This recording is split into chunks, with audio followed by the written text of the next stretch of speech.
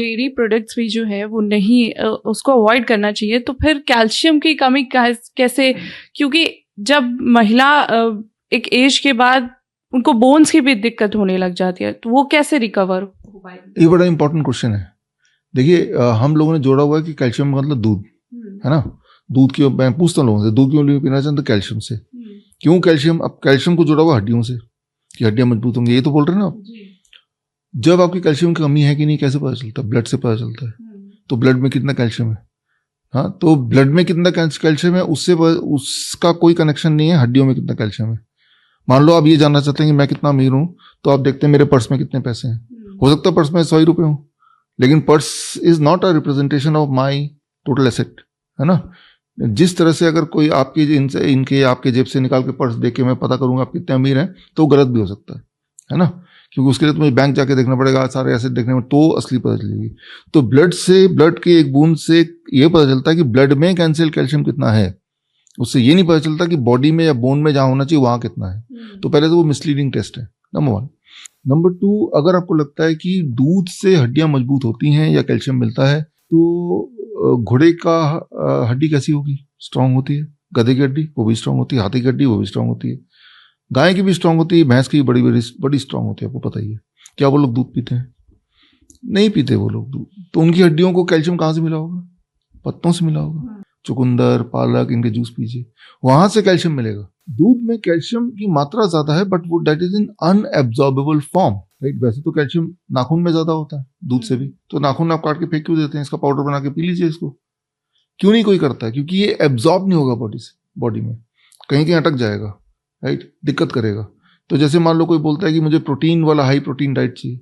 सबसे ज्यादा दुनिया में प्रोटीन किस में होता है? एनिमल फूड से भी ज्यादा बालों में होता है, ये बना ही प्रोटीन का है। तो ये काट के आप इसका नूडल बना के खा लो, वो तो नहीं खाते, क्योंकि हमें पता है, जानवरों को भी पता है कि ये डाइजेस्टेबल फॉर्म में नहीं है।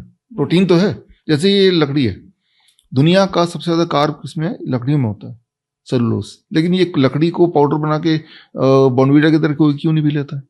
क्योंकि ये एब्जॉर्बेबल फॉर्म में नहीं है। सिमिलरली दूध का जो कैल्शियम है, not that is not an absorbable form, that causes stone, that causes blockage, that causes all kind of fibroid etcetera, right. तो और ये एक मिथ है कि दूध से ये जो डेयरी इंडस्ट्री है, पिरामिड आपने देखा, बचपन में पढ़ा हमने, पिरामिड में दूध एक जगह दिया हुआ है, पिरामिड कोने में दूध पीना चाहिए एज ए स्टैंडर्ड था। वो जो दूध पिरामिड में आया है, वो WHO में घूस दे के वो दूध की जगह बनाई गई है बाय द मिल्क इंडस्ट्री। ये एक अलग कहानी है, मेरी एक किताब है why the mortality rate drops when the doctors goes on strike. इस किताब में मैंने जर्नल के रेफरेंसेस दिए हुए हैं, किस तरह से दूध को जबरदस्ती फिट कर दिया गया। वही वाला पिरामिड बचपन से हमें पढ़ाया जाता है, तो हमारे दिमाग घुसा दिया गया।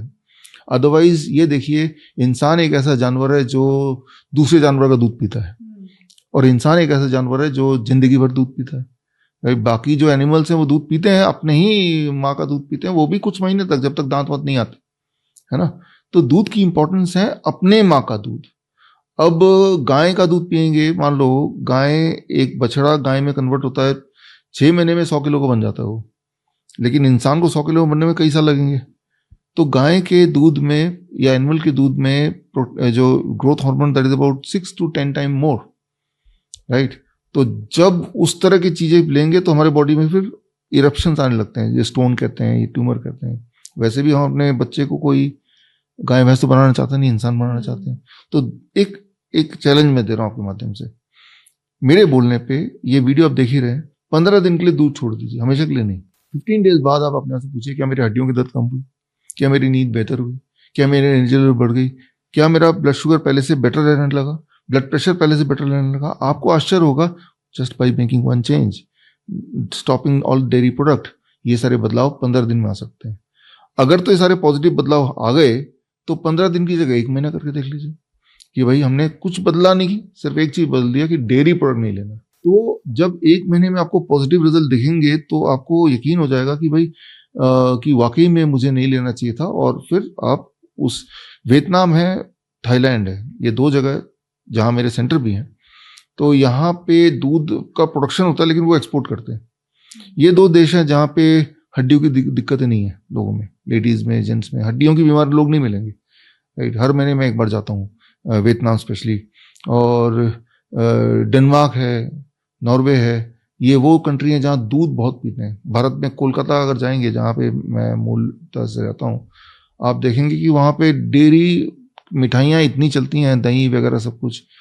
आप अगर वहाँ पे थोड़ा सा स्ट्रीट में ध्यान से देखेंगे तो देखेंगे हर दूसरा आदमी के किसी की टांग मुड़ी है, किसी की उंगलियां ऐसी, वो उसको हिला नहीं पाते हैं, कोई किसी के हाथ नहीं ऊपर उठ पाता।